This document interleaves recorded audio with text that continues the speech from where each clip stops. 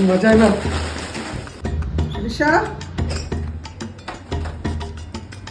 काय घेऊन चाललायस?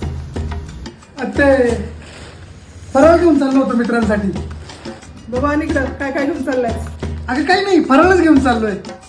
दाखव.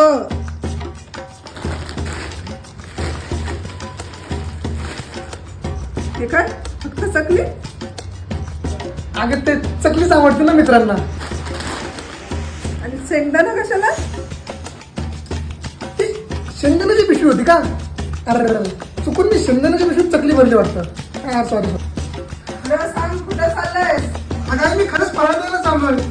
खरं सांग. अगं मी खरंच फराळ द्यायला चाललोय आई. माझी चकली चकण्यासाठी वापरायची नाही. खत्म.